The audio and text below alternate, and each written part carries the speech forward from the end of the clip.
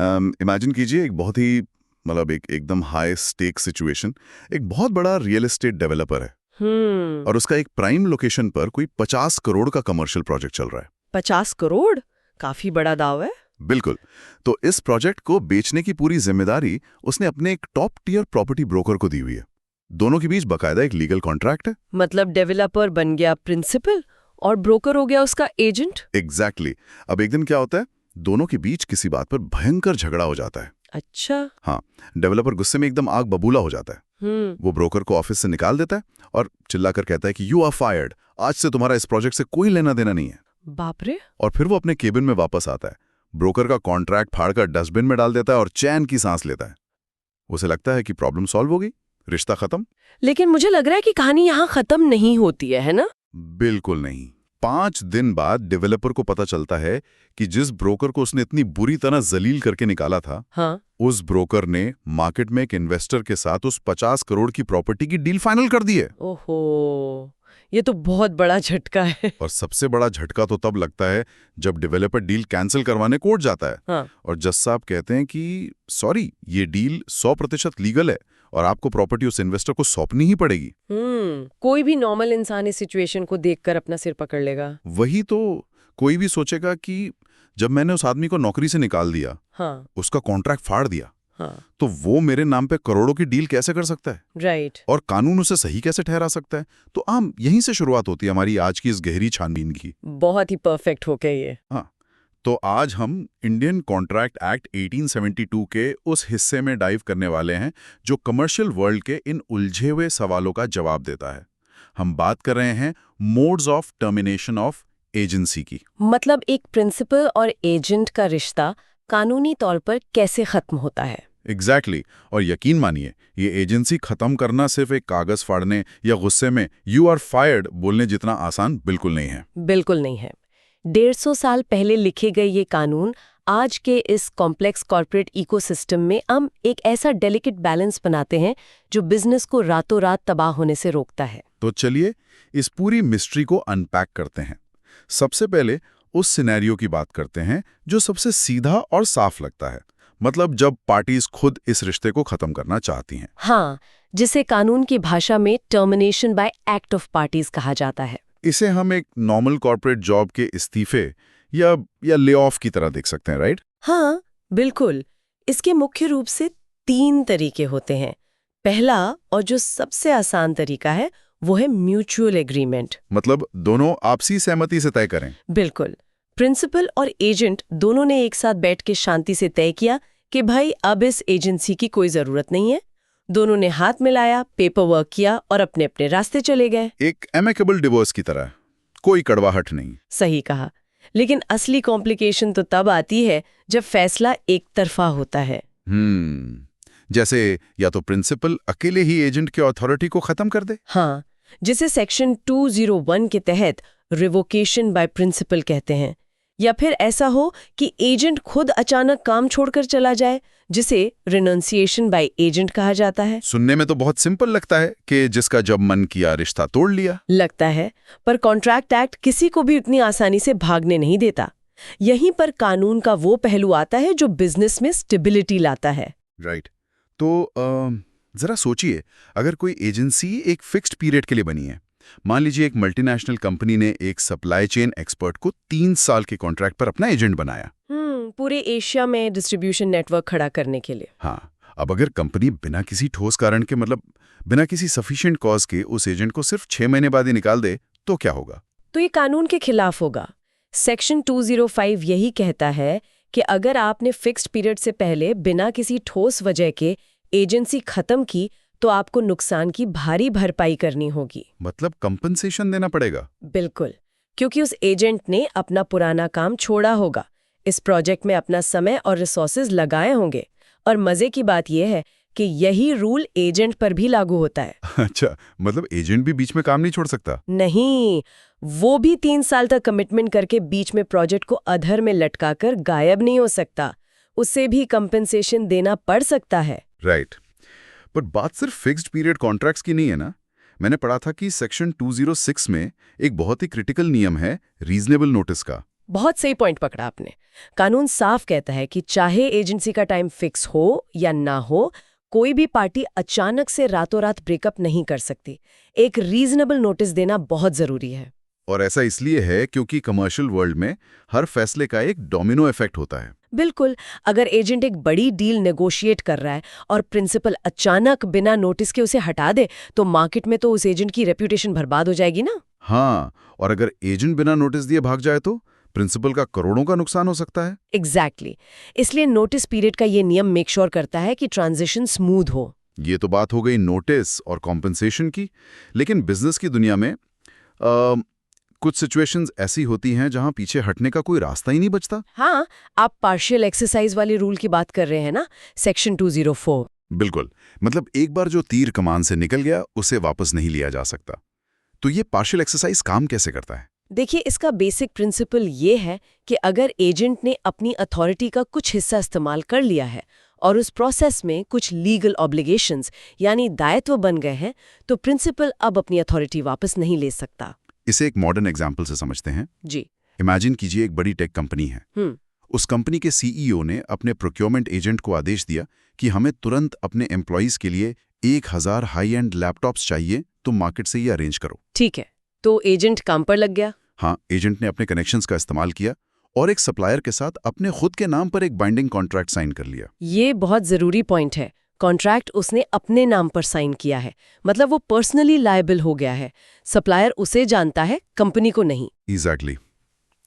अब अगले दिन सीईओ एजेंट को कॉल करता है और कहता है, यार हमारा बजट कट हो गया है, वो 1000 लैपटॉप्स वाली डील कैंसिल कर दो, मैं पैसे अप्रूव नहीं कर सकता। तो क्या सीईओ ऐसा कर सकता है? कानून कहता है बिल्कुल नहीं। हाँ, क्योंकि जब अथॉरिटी पार्शली एक्सरसाइज हो चुकी है और एजेंट खुद एक लीगल कमिटमेंट में फंस गया है, तो प्रिंसिपल उसे बस यूं ही बस के नीचे नहीं धकेल सकता। सही कहा। जो काम शुरू होकर दायित्व में बदल चुका है, उसे कैंसिल नहीं किया जा सकता। अगर कानून यहाँ प्रिंसिपल को पीछे हटने देता, तो सोचिए, कोई भी एजेंट अपने प्रिंसिपल के लिए रिस्क क्यों लेता? कोई नहीं लेता। एजेंट ने तो सीईओ के इंस्ट्रक्शंस फॉलो किए और खुद की गर्दन दांव पे लगा दी। बिल्कुल। इसलिए अब कानून प्रिंसिपल को मजबूर करेगा कि वो उन 1000 लैपटॉप्स का पैसा चुकाए और अपने एजेंट को बचाए। वाह, ये रूल तो एजेंट के लिए एक मजबूत ढाल की तरह है ना? लेकिन अब अगर आपको लगता है कि पार्शियल एक्सरसाइज रूल स्ट्रिक्ट है, तो अब जो कॉन्सेप्ट आने वाला है वो इससे भी कई गुना ज्यादा पावरफुल है। अच्छा। हाँ, एक ऐसी सिचुएशन जहां एक एजेंट को उसके पद से हटाना प्रैक्टिकली नामुमकिन हो जाता है। इसे इररिवोकेबल एजेंसी या सेक्शन 202 के तहत एजेंसी कपल्ड विद इंटरेस्ट कहते हैं। Coupled with interest.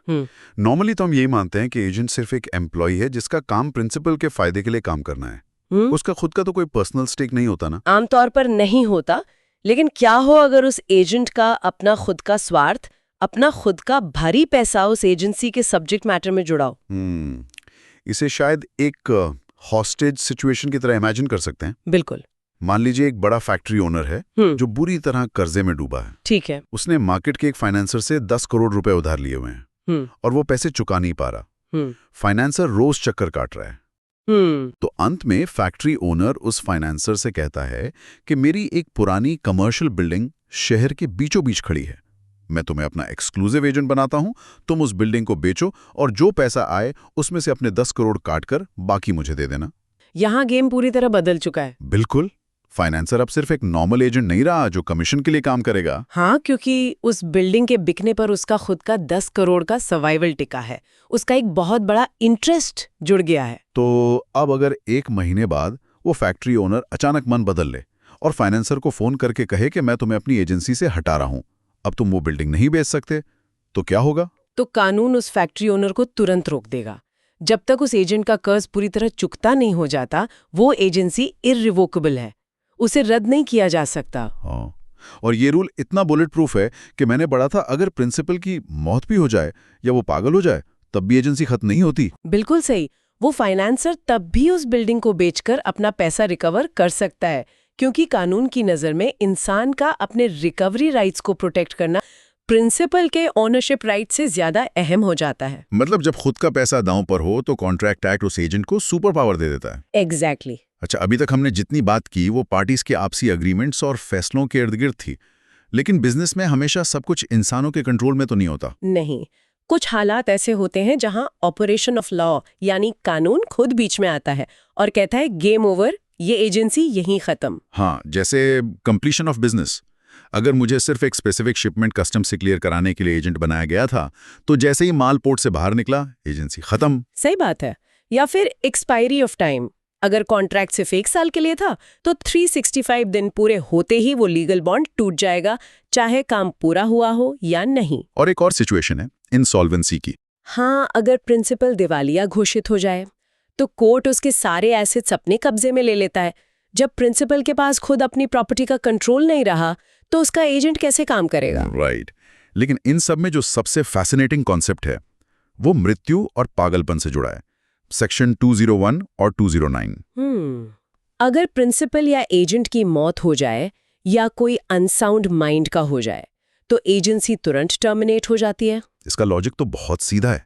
मतलब एजेंसी का बेस ही ये है कि एक इंसान दूसरे को इंस्ट्रक्शंस दे सकता है। हाँ, जब इंसान खुद लीगल फैसला लेने के काबिल नहीं रहा तो किसी और के जरिए कैसे लेगा? लेकिन यहीं पर एक बहुत बड़ा कैच है, और 1872 के इस कानून की असली इंसानियत यहीं दिखती है। आप फिड्यूशरी ड्यूटी की बात कर रहे हैं ना? हाँ, मतलब कोई भी सोचेगा कि अगर बॉस की एक्सीडेंट में मौत हो गई तो एजेंट का काम खत्म, वो आजाद है, अपना बैग पैक करेगा और नई नौकरी ढूंढने निकल जाएगा। लेकिन कानून ऐसा नहीं मानता।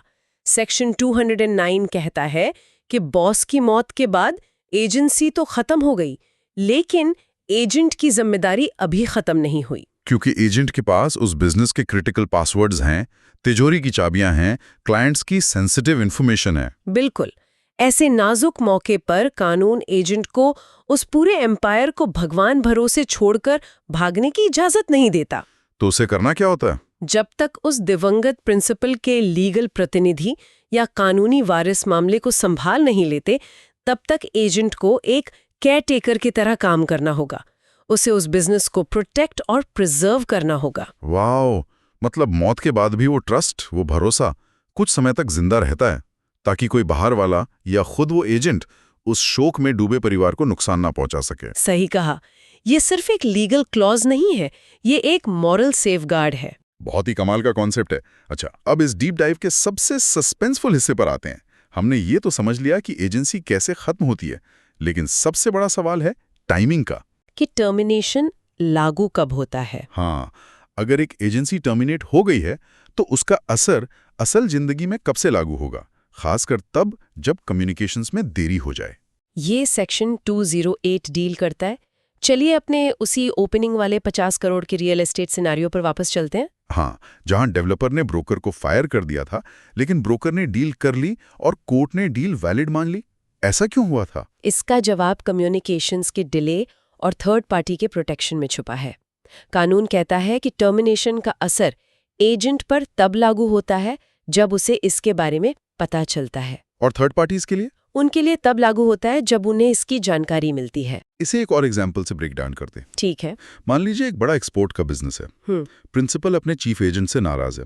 वो 1 तारीख को एक लीगल नोटिस ड्राफ्ट करके स्पीड पोस्ट कर देता है कि तुम फायर्ड हो। ठीक है। लेकिन वो चिट्ठी एजेंट तक पहुंचने में समय लेती है और उसे 5 तारीख को मिलती है। तो ये 1 से 5 तारीख के बीच का जो ग्रे एरिया है, ये बहुत क्रिटिकल हो गया। बिल्कुल, क्योंकि इन 5 दिनों में एजेंट को लिटरली नहीं पता कि वो फायर हो चुका है, उसका इंटेंशन गलत नहीं है। तो अगर वो 3 तारीख को किसी थर्ड पार्टी के साथ प्रिंसिपल के नाम पर एक बड़ी डील साइन कर ले, तो कानून की नजर में वो 100% वैलिड होगी। हाँ, प्रिंसिपल को उस डील के सारे पैसे चुकाने होंगे। वो ये नहीं कह सकता कि अरे मैंने तो 1 तारीख को एक खत भेज दिया था। लेकिन सिचुएशन इससे भी ज्यादा कॉम्प्लेक्स तब होती है जब बात थर्ड पार्टी की आती है। मान लीजिए 5 तारीख को एजेंट को खत मिल गया। अब उसे पता है वो फायर्ड है, लेकिन उसने मार्केट में ढिंडोरा तो नहीं पीटा। बाहर के वेंडर्स को तो यही लगता है कि वो आज भी चीफ एजेंट है। अब अगर वो खुन्नस में आकर 10 तारीख को किसी सप्लायर के साथ कॉन्ट्रैक्ट कर ले, तो यहीं पर डॉक्ट्रिन ऑफ अपेरेंट अथॉरिटी लागू होता है। सप्लायर को तो झगड़े के बारे में कुछ नहीं पता, वो गुड फेथ में काम कर रहा है। राइट। तो कानून कहता है कि चूंकि थर्ड पार्टी को टर्मिनेशन की जानकारी नहीं दी गई थी, इसलिए उनके लिए वो एजेंट आज भी ऑथराइज्ड है और वो कॉन्ट्रैक्ट पूरी तरह बाइंडिंग होगा। प्रिंसिपल को फिर से खामियाजा भुगतना पड़ेगा। शायद इसीलिए जब बड़ी कंपनियां अपनी सीईओ या बड़े एजेंट को निकालती हैं तो वो सिर्फ इंटरनल ईमेल नहीं भेजती। बिल्कुल नहीं, वो तुरंत नेशनल अखबारों में और वेबसाइट पर एक पब्लिक नोटिस छापते हैं। मतलब वो नोटिस किसी को शर्मिंदा करने के लिए नहीं होता, वो इसी अपैरेंट अथॉरिटी को काटने का एक लीगल हथियार है। हाँ, पब्लिक नोटिस छपने के बाद पूरी दुनिया को लीगली इन्फॉर्म्ड मान लिया जाता है। वाओ! तो इस पूरी छानबीन से ये बात एकदम साफ हो जाती है कि एजेंसी खत्म करना सिर्फ एक कागज फाड़ने जैसा नहीं है। इसमें नोटिस पीरियड, पुराने दायित्व और थर्ड पार्टीज का बहुत ध्यान रखना पड़ता है। एकदम सही। ये सारे नियम ये पक्का करते हैं कि किसी के भी साथ अनफेयर गेम ना खेला जाए। लेकिन इस डीप डाइव को खत्म करने से पहले एक विचार पर गौर करना बहुत जरूरी है। क्या? हमने देखा कि ये सारे कानून 1872 में बने थे इंसानों के लिए। बिल्कुल, इंसान का गुस्सा, पागलपन, मौत और चिट्ठियां। हाँ, लेकिन आज हम उस युग में हैं जहां ग्लोबल कॉमर्स का बहुत बड़ा हिस्सा इंसानों के हाथ में है ही नहीं। आज बड़ी कंपनियां और बैंक्स एआई और ऑटोमेटेड बॉट्स का इस्तेमाल कर रही हैं। शेयर मार्केट में एल्गोरिथम्स 1 सेकंड में 10,000 डिसीजंस ले रहे हैं, करोड़ों की डील्स एग्जीक्यूट कर रहे हैं। ई कॉमर्स साइट्स पर बॉट्स रियल टाइम में कॉन्ट्रैक्ट बना रहे हैं। एक तरह से देखा जाए तो ये एआई ही आज के दौर के नए एजेंट्स हैं। एग्जैक्टली। तो सोचने वाली बात यह है कि जब ये एजेंट इंसान नहीं बल्कि कोड की लाइनें हैं, तो इन 150 साल पुराने कानूनों का क्या होगा? ये बहुत ही गहरा सवाल है ना? अगर एक कंपनी अपने एआई बॉट को फायर करना चाहे तो उसे लीगल नोटिस कैसे सर्व किया जाएगा? और सेक्शन 201 में जो पागलपन की बात है, क्या एक एआई का हेलुसिनेट करना या ग्लिच आना उस पागलपन की कैटेगरी में आएगा? बिल्कुल। और अगर सिस्टम हैक या कम्युनिकेशन डिले की वजह से उस बॉट की अथॉरिटी टर्मिनेट होने में कुछ मिलीसेकंड्स की देरी हो जाए और वो करोड़ों के गलत कॉन्ट्रैक्ट्स कर बैठे, तो अपैरेंट अथॉरिटी के तहत नुकसान कौन भरेगा? सच में, ये सवाल आने वाले समय में दुनिया भर के कोर्ट्स को हिलाकर रख देंगे। ये एक बहुत बड़ा पैराडाइम शिफ्ट है। तो इसी थॉट प्रोवोकिंग सवाल के साथ हम आज की इस गहरी छानबीन को यहीं विराम देते हैं। एजेंसी और कॉन्ट्रैक्ट्स की ये दुनिया बाहर से जितनी सूखी लगती है, अंदर से उतनी ही इंसानियत और प्रोटेक्शन की लेयर से भरी है। बिल्कुल, शुरुआत करना आसान होता है, लेकिन उसे लीगली और सही तरीके से खत्म करना अपने आप में एक आर्ट है। सोचने के लिए बहुत कुछ है, इस पर जरूर सोचिए।